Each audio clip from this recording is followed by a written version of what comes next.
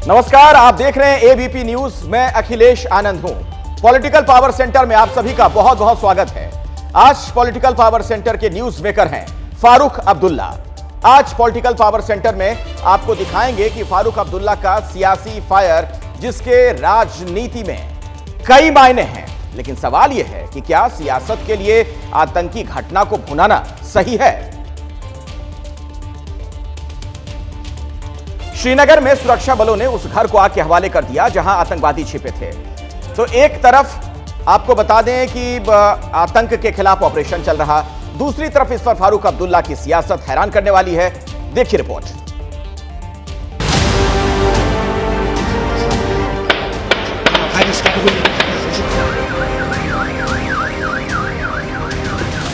श्रीनगर में आतंकियों के खिलाफ आर पार की सबसे जबरदस्त तस्वीर है।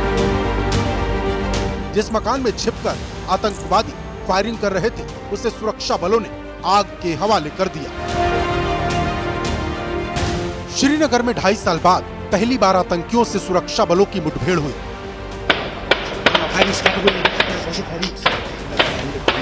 अप्रैल 2022 के बाद ये पहली बार था जब यहां आर पार का ऑपरेशन चला।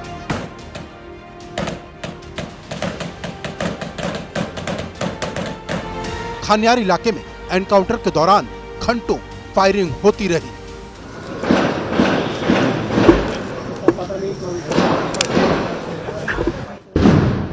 श्रीनगर के जिस इलाके में ये मुठभेड़ चल रही है, पुराने शहर का ये इलाका है, इसको खान्यार कहते हैं। और खान्यार के अंदर वाले इलाके जो कि विक्ट्री क्रॉसिंग और नौहट्टा के बीच में इलाका पड़ता है पुराने शहर का, वहां पे 2 से 3 मिलिटेंट्स के होने की खबर के बाद ये ऑपरेशन चलाया गया।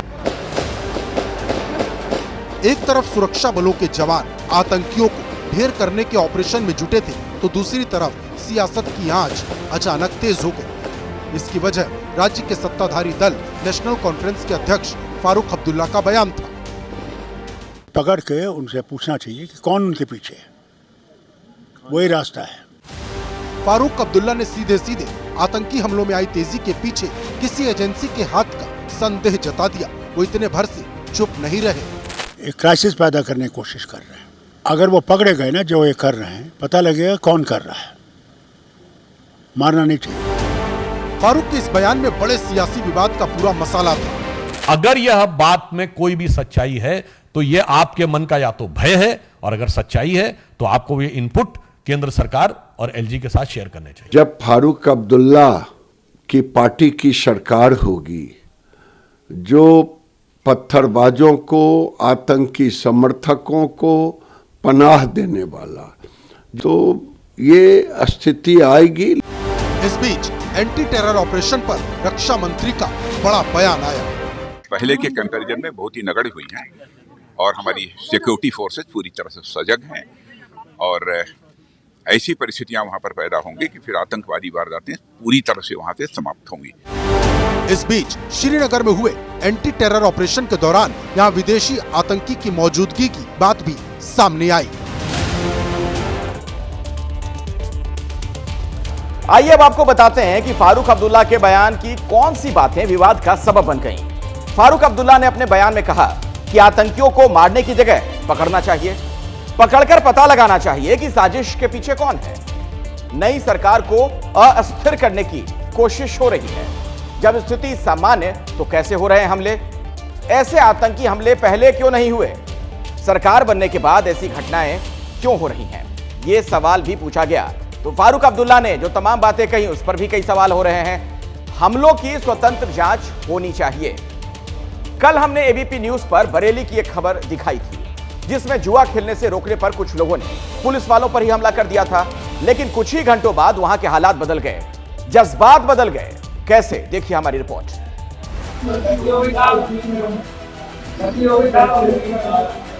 हाथ जुड़े हुए हैं, चेहरे पर पछतावा है और जबान पर माफीनामा।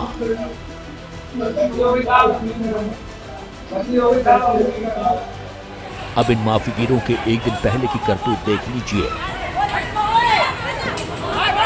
थाने में हाथ जोड़े घूम रहे ये आरोपी बरेली के प्रेमनगर इलाके में दिवाली की रात जुआ खेल रहे थे। शिकायत मिलने पर जब पुलिस वहां पहुंची तो इन्होंने पुलिस पर ही हमला बोल दिया। किसी ने पत्थर से वार किया तो कोई डंडे से पीटते दिखा और पुलिस वाले बेबस अपनी जान की गुहार लगाते रहे। 2 पुलिस वाले तो मंदिर के अंदर घुस गए और दरवाजा बंद कर अपनी जान बचाई। इस हमले में घायल एसआई शुभम चौधरी और सिपाही मनीष को अस्पताल में भर्ती कराना पड़ा, लेकिन कुछ घंटे बाद पूरी पुलिस फोर्स वहां पहुंची और उसके बाद सभी आरोपियों को धर दबोच कर थाने लाई। थाने में सभी आरोपियों की पूरी पुलिस या खातिरदारी की गई और फिर जब इनकी परेड निकली तो इनके मुंह से सिर्फ माफी ही निकला। और अब खबर महाराष्ट्र से। महाविकास अघाड़ी हो या फिर महायुति, बागियों ने दोनों ही खेमे में टेंशन बढ़ा दी है और वक्त बचा है मनाने के लिए सिर्फ 2 दिन का।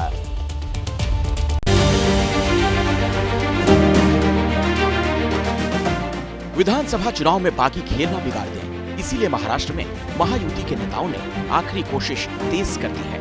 मुंबई की बोरीवली सीट से बागी मैदान में उतरे गोपाल शेट्टी को मनाने के लिए डिप्टी सीएम देवेंद्र फडणवीस ने पूरा जोर लगा दिया। मला असं वाटतं की ठीक आहे, त्यांची नाराजी आपल्या ठिकाणी आहे, पण माझा जो गोपाळ शेट्टींचा अनुभव आहे ते साधारणपणे पक्षाची बाजू नेहमी राखतात, त्यामुळे पूर्ण अपेक्षा ठेवून आहेत की ते पक्षाच्या बाजूने निर्णय करतात। नामांकन वापसी की आखिरी तारीख 4 नवंबर की है, इसीलिए अब बागियों को मनाने के लिए ज्यादा वक्त नहीं बचा है। महायुति और महाविकास अघाड़ी के सामने करीब 50 बागी नेताओं की चुनौती है। महायुति के 36 नेता बागी होकर चुनावी मैदान में हैं, तो महाविकास अघाड़ी के 14 नेता, महायुति में सबसे ज्यादा 19 बागी बीजेपी से हैं। वहीं शिवसेना से 16 और एनसीपी का 1 बागी मैदान में चुनौती दे रहा है। महायुति को चुनौती दे रही महाविकास अघाड़ी के पाले में भी बागियों को मनाना आसान नहीं। एमवीए के करीब 14 बागियों में सबसे ज्यादा 10 कांग्रेस का खेल खराब कर सकते हैं, तो 4 शिवसेना यूबीटी के लिए मुसीबत बने हैं। अपना बागियों को अपना पार्टी के द्वारा वापस कराना। दूसरी तरफ मुंबई की माहिम सीट पर अलग ही समीकरण है। यहाँ बीजेपी ने एमएनएस चीफ राज ठाकरे के बेटे अमित ठाकरे को समर्थन दे दिया, तो बीजेपी की सहयोगी शिवसेना शिंदे के उम्मीदवार सदा सरवणकर मैदान में डटे हैं। शिंदे साहब का मैं आभारी हूँ। यहाँ के जो मतदाता है उनका सम्मान उन्होंने रखा। वहीं बीजेपी के तमाम विरोध के बावजूद एनसीपी ने मुंबई की मानखुर्द शिवाजी नगर से नवाब मलिक के लिए पूरा जोर लगा दिया है। मुझे उम्मीदवार बनाया गया है जनता की भावनाओं के लिए। जनता चाहती है कि यहाँ पर मैं चुनाव लड़ूं। अब नाम वापसी में सिर्फ 2 दिन का वक्त बचा है। ऐसे में देखना होगा कि कितने उम्मीदवार नाम वापस लेते हैं। कांग्रेस ने बीजेपी पर बहुत ही गंभीर आरोप लगाए हैं। जयराम रमेश ने कहा कि देवेंद्र फडणवीस गोपनीयता की शपथ का उल्लंघन कर रहे हैं। वो अपनी फाइल अजित पवार को दिखाते हैं। कांग्रेस नेता जयराम रमेश ने एक्स पर एक पोस्ट किया और इस पर सियासी बवाल मच गया। रमेश का दावा है कि महाराष्ट्र के उप मुख्यमंत्री अजित पवार ने इस बात की पुष्टि की है कि भाजपा ने उन्हें एनडीए में लाने के लिए ब्लैकमेल और जोर जबरदस्ती का सहारा लिया। जयराम रमेश ने एक्स पर लिखा, अजित पवार ने अब खुलासा किया है कि मुख्यमंत्री बनने के बाद देवेंद्र फडणवीस ने उन्हें कथित सिंचाई घोटाले में अजित पवार के खिलाफ खुली जांच की सिफारिश करने वाली फाइल दिखाई थी। कोई केवल उस खतरे की कल्पना कर सकता है जो इस कदम में निहित था। हमारे सामने समर्पण कर दो या कार्रवाई का सामना करो। ये एक गंभीर मामला है क्योंकि इसमें न केवल जबरदस्ती और ब्लैकमेल का इस्तेमाल शामिल है, बल्कि गोपनीयता की शपथ और आधिकारिक गोपनीयता अधिनियम का उल्लंघन भी शामिल है। ईडी की इंक्वायरी हुई, मेरी इनकम टैक्स की इंक्वायरी हुई, बहुत से जो भी इंक्वायरी करने का अधिकार सेंट्रल के और स्टेट के जिसके हाथ में रहते हैं वो सब ने मेरी इंक्वायरी की। जयराम रमेश की ये बात एनसीपी को चुभ गई। सियासी वार पलटवार के तेवर बता रहे हैं कि प्रचार के आखिरी घंटे तक महाराष्ट्र में आरोपों का घमासान थमने वाला नहीं है। शिवसेना यूबीटी के सांसद अरविंद सावंत को आखिरकार बैकफुट पर आना पड़ा है। शाइना एनसी को लेकर जो विवादित टिप्पणी उन्होंने की थी, इस मामले में उन्होंने खेद जताया है।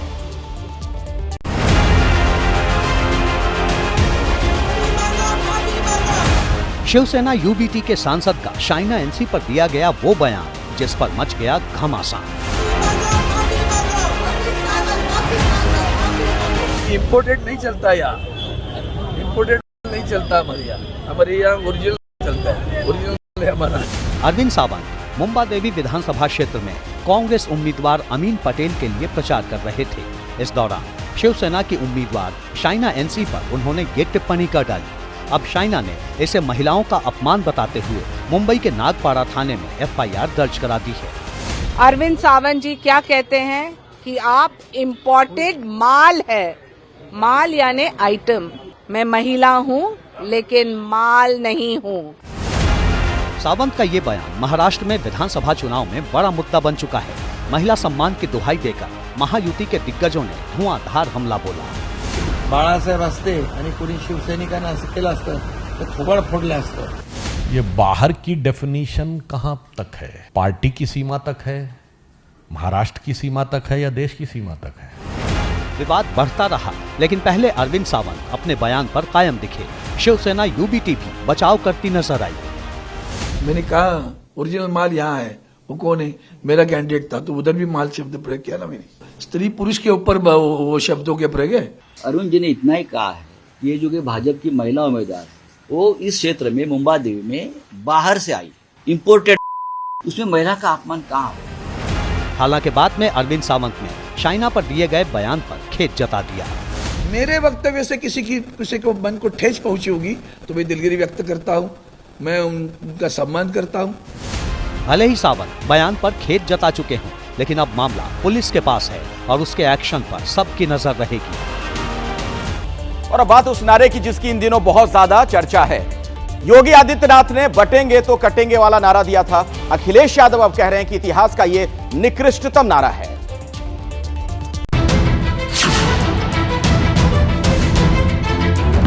उत्तर प्रदेश की सियासत में पोस्टर वॉर के जरिए नई इबारत लिखी जा रही है।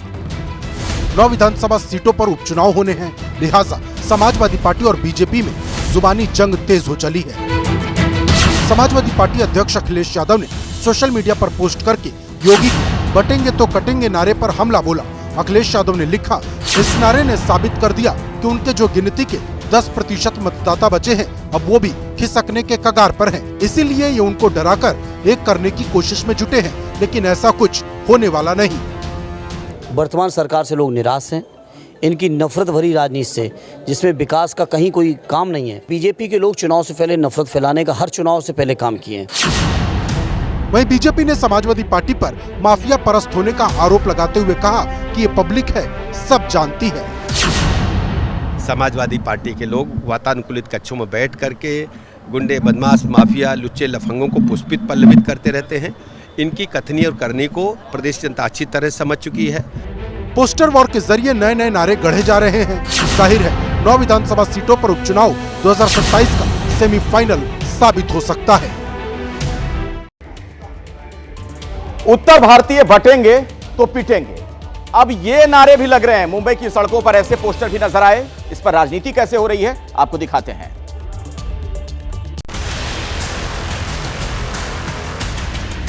महाराष्ट्र के विधानसभा चुनाव में पोस्टर का बोलबाला है। पहले योगी आदित्यनाथ के बयान वाले बांटोगे तो कटोगे के पोस्टर लगे। अब महाराष्ट्र के सियासी कॉरिडोर में इस नए पोस्टर की चर्चा है। बीती रात से मुंबई की सड़कें इस पोस्टर से पटी पड़ी हैं। इस पोस्टर में लिखा है कि उत्तर भारतीय बांटोगे तो पिटोगे। इस पोस्टर को उत्तर भारतीय विकास सेना नाम की उसी नई नवेली पॉलिटिकल पार्टी ने लगवाया है, जो चुनाव से कुछ समय पहले ही जन्मी है और लॉरेंस बिश्नोई को टिकट देने के प्रस्ताव को लेकर खूब सुर्खियां बटोर रही है। मुंबई की सड़कों पर लगा ये पोस्टर योगी आदित्यनाथ के बांटोगे तो कटोगे से मेल खाता है, क्योंकि इस पोस्टर में महाराष्ट्र में रहने वाले उत्तर भारतीयों को एकजुट रहने को कहा गया है। दरअसल बीजेपी और राज ठाकरे की नजदीकियां उत्तर भारतीयों को रास नहीं आ रही है। ऐसे में डर है कि कहीं उत्तर भारतीयों का वोट बंट न जाए। इसीलिए इस पोस्टर के जरिए उत्तर भारतीयों से एकजुट रहने की अपील की गई है, लेकिन ये अपील कम, धमकाने की कोशिश ज्यादा लग रही है। झारखंड की आधी आबादी को लुभाने के लिए बीजेपी ने एक नया दांव चला है। हर महीने 2500 रुपए देने की बात कही गई है। झारखंड में जीत की बुनियाद विकास की जगह फ्री वाले वादे के दम पर रखने की कोशिश हो रही है। बीजेपी नेता बाबूलाल मरांडी ने झारखंड की आधी आबादी को साधते हुए हर एक महिला को 2100 रुपए महीना देने की बात कहकर झारखंड की हेमंत सोरेन सरकार के सामने बड़ी लाइन खींच दी है। कांग्रेस बाबूलाल मरांडी के बयान की तुलना मुंगेरी लाल के हसीन सपने से कर रही, लेकिन दूसरी तरफ खुद मैया सम्मान योजना की राशि 1000 रुपए से बढ़ाकर 2500 रुपए करने की बात कह रही है। ये तो मुंगेरी लाल के हसीन सपनों की तरह है कि वो आएगा चुकी और इसलिए का हिसाब बता रहे हैं कि सरकार आएगी तो देंगे। क्या है, स्पष्ट करना चाहिए कि भारतीय जनता पार्टी देगी या उनकी बनने वाली सरकार देगी।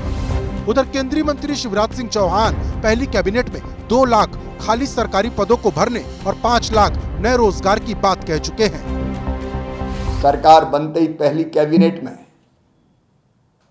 2,87,000 खाली पदों को भरने का प्रस्ताव स्वीकृत किया जाएगा और हम कैलेंडर बनाएंगे पूरा, किस तारीख को परीक्षा होंगी, किसको रिजल्ट आएगा और किस तारीख को नियुक्ति पत्र दिया जाएगा। लेकिन सबकी नजर बीजेपी के घोषणा पत्र पर टिकी है जो रविवार को आने वाला है। इस घोषणा पत्र में महिलाओं को ध्यान में रखते हुए बीजेपी कितने वादे करती है, क्योंकि झारखंड में महिला वोटर की संख्या 1,30,00,000 है। जो एकजुट हुआ तो पूरा गेम बदल जाएगा। पप्पू यादव को धमकी वाले मामले में अभी एक बड़ी खबर आ रही है। दरअसल जिस शख्स ने उन्हें धमकी दी थी, अब पता चल रहा है कि लॉरेंस बिश्नोई गैंग से उसका कोई कनेक्शन नहीं है। तो अभी की बड़ी खबर आपको बता दें, इस मामले में खुलासा यह हुआ कि लॉरेंस गैंग से उसका कोई कनेक्शन नहीं। जो शख्स पकड़ा गया है, महेश पांडे इसका नाम बताया जा रहा है। दिल्ली से इसे गिरफ्तार किया गया है।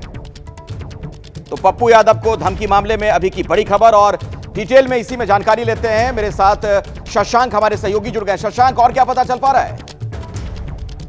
देखिए, जिस युवक को गिरफ्तार किया गया है उसका नाम महेश पांडे है। पूर्णिया पुलिस ने दिल्ली में गिरफ्तार की है। उससे पूछताछ भी हुई है। उसका कहना है कि उसका लॉरेंस गैंग से कोई संबंध नहीं है। जांच जो है मामले में अभी चल रही है। अब ये बात निकल कर सामने आ रही है कि आरोपी महेश पूर्व में कुछ सांसद और विधायकों के यहाँ काम कर चुका है और वह कुछ समय पहले यूएई घूमने गया था और वो ये बता रहा है कि वहाँ पर उसकी साली रहती है, तो अपनी साली का उसने नंबर इस्तेमाल किया और वो सिम यहाँ भी लेके आया था। इस तरह की बात फिलहाल जो है वो सामने आ रही है। लेकिन सबसे बड़ी बात इसमें यह है कि वो ये कह रहा है कि उसका लॉरेंस गैंग से कोई भी मतलब नहीं है, ना उसका कोई लेना देना है। खैर, पूर्णिया पुलिस जो है इस पूरे मामले पे जो है वो जांच कर रही है। आपको बता दें, बाबा सिद्दीकी की जिस तरह से हत्या हुई उसके बाद पप्पू यादव ने एक्स पर पोस्ट कर कहा था कि मुझे अनुमति मिले तो 24 घंटे में लॉरेंस बिश्नोई के गैंग को ध्वस्त कर दूंगा। उसके बाद पप्पू यादव को कुछ नंबरों से धमकी दी गई थी। उसके बाद इस मामले में ये गिरफ्तारी हुई है। बहुत बहुत धन्यवाद शशांक इस जानकारी के लिए आपका। और अब उत्तर प्रदेश उपचुनाव से जुड़ी हुई खबर आपको बता दें। आप एक रिपोर्ट देखिए कि आखिर समाजवादी पार्टी पर यह आरोप क्यों लग रहा है कि वो चुनावी पूजा पाठ करते हैं।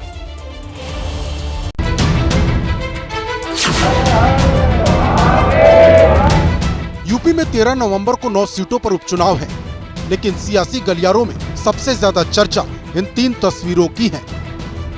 समाजवादी पार्टी की प्रत्याशी नसीम सोलंकी ने दिवाली की रात शिव मंदिर में जाकर पूजा की, तो मौलवी मुफ्ती शाहबुद्दीन रजवी बरेलवी ने इसे इस्लामी मान्यताओं के विपरीत बताते हुए फतवा सुना दिया। मोहतरमा शरीयत की गिरफ्त में आई हैं, इन्होंने शरीयत के दायरे को उल्लंघन किया है। फतवा देते हुए हमने ये शरीयत का हुक्म ये बयान किया है कि ये तौबा करें और कलमा पढ़ें। लेकिन फतवे पर समाजवादी पार्टी के उम्मीदवार नसीम सोलंकी ने क्या कहा, वो सुनने लायक है। हम हर धर्म का जो है सम्मान करते हैं। हर धर्म के लोग, हर धर्म में हम जा, उसके बाद हम वहाँ पर भी गए थे, गुरुद्वारे गए उसके बाद, और फिर एक आदमी चर्च जाएंगे। लेकिन ये फतवा मंदिर प्रशासन को रास नहीं आया और सख्त प्रतिक्रिया देते हुए गंगा जल से मंदिर का शुद्धिकरण कर दिया। कानपुर के इसी शिव मंदिर में यानी कि बनखंडेश्वर मंदिर में समाजवादी पार्टी की प्रत्याशी नसीम सोलंकी ने दर्शन कर बाबा भोलेनाथ के ऊपर जलाभिषेक किया था। इसके बाद से सियासत तेज हो गई और तस्वीरें आप साफ तौर से देख सकते हैं कि किस तरीके से यहाँ पर अब मंदिर की शुद्धिकरण की जा रही है। उधर बीजेपी इसे चुनावी पूजा पाठ बताकर समाजवादी पार्टी को घेरने में लगी है। चुनाव के आधार पर जो लोग भक्ति प्रदर्शन करने लगते हैं ना, उनका ऐसा ही असर होता है। जो आग समाजवादी पार्टी ने लगाई है, आज वो अपनी आग में खुद ही घिर गई है। हमारे देश में, हमारे पार्टी में सब लोग एक दूसरे के धर्मों का, एक दूसरे की मान्यताओं का सम्मान करते रहे, करेंगे। बता दें कि नसीम सोलंकी समाजवादी पार्टी के पूर्व विधायक इरफान सोलंकी की पत्नी है और उसी कानपुर की सीसामऊ सीट से चुनाव लड़ रही हैं, जिस पर 2022 में उनके पति चुनाव जीते थे। लेकिन इस सीट पर एक बड़ी संख्या हिंदू वोटर्स की भी है, जिसे एकजुट करने का संदेश देने के लिए ही नसीम सोलंकी मंदिर में पूजा करने पहुंची थी। लेकिन फतवे के बाद बड़ी सियासी तपिश के बाद क्या उन्हें ये वोट मिलेगा, ये देखना होगा। इस उपचुनाव में जीत के लिए बीजेपी ने कैसे कमर कस ली है और हर बूथ पर कैसे काम किया जा रहा है, आपको एक रिपोर्ट दिखाते हैं। बाकायदा इसके लिए सम्मेलनों का आयोजन किया जाएगा।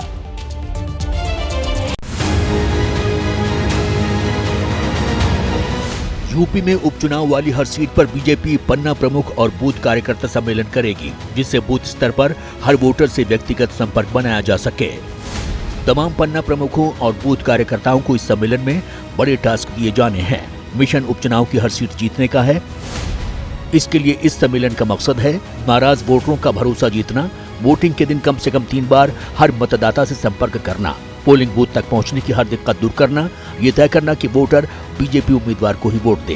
भारतीय जनता पार्टी के साथ लोग जुड़े हैं, यहाँ बूथ अध्यक्ष से लेकर पन्ना प्रमुख तक बने हैं और सभी भारतीय जनता पार्टी का कमल और रामवीर जी को जिताने के लिए अपना काम कर रहे हैं। पार्टी रणनीति के मुताबिक पन्ना प्रमुखों को अपने लिए निर्धारित पन्ने में दर्ज सभी 60 मतदाताओं को न केवल भरोसे में लेना है, बल्कि उन्हें बूथ तक पहुंचाना भी है। इसके लिए बूथ अध्यक्ष सहित बूथ समिति के सभी सदस्यों की मदद ली जाएगी। आज 2 राज्यों के मुख्यमंत्रियों की गो पूजा को लेकर बहुत चर्चा हुई। योगी आदित्यनाथ एक तरफ गोरखपुर में थे, दूसरी तरफ भोपाल में मोहन यादव ने आज सरकारी गोवर्धन पूजा में हिस्सा लिया। ये 2 तस्वीरें 2 मुख्यमंत्रियों की हैं, लेकिन एक बात कॉमन है, गोसेवा और गोपालकों के लिए सम्मान। पहली तस्वीर यूपी के मुख्यमंत्री योगी आदित्यनाथ की है, जिसमें वो गो सेवा करते दिखाई दे रहे हैं। हालांकि गो सेवा करना उनकी दिनचर्या का हिस्सा है, लेकिन जो तस्वीर शनिवार को आई वो एकदम खास थी। सीएम योगी न सिर्फ गो सेवा कर रहे थे, बल्कि अपने हाथ से उन्हें गुड़ खिला रहे थे। इसमें सबसे खास है भवानी और भोलू, जिन्हें दक्षिण भारत से लाया गया था और इनका नामकरण खुद सीएम योगी ने किया था। बता दें कि जब भी मुख्यमंत्री योगी गोरखपुर मंदिर प्रवास पर होते हैं, भवानी और भोलू का हाल जरूर जानते हैं। सीएम योगी की ही तरह मध्य प्रदेश के मुख्यमंत्री मोहन यादव भी भोपाल में गो सेवा करते नजर आए, जिन्होंने अपने हाथ से गो माता को रोटी खिलाकर आशीर्वाद लिया और गो सेवा करने वाले 10 श्रेष्ठ गोपालकों का सम्मान भी किया। हमने प्रयास किया कि हमारे सभी नगर निगम में बड़ी बड़ी गौशाला बने। गोवंश को पालने में केवल हमारे शासकीय कर्मी नहीं रहेंगे, इसमें संत समाज का भी योगदान लेंगे। गोसेवा करने के बाद सीएम मोहन यादव भोपाल के राज्य स्तरीय गोवर्धन पूजा में शामिल हुए, जहां उन्होंने पहले दीप जलाकर कार्यक्रम का शुभारंभ किया। बता दें कि पूरे देश में, खासकर उत्तर भारत में गोवर्धन पूजा का विशेष महत्व है।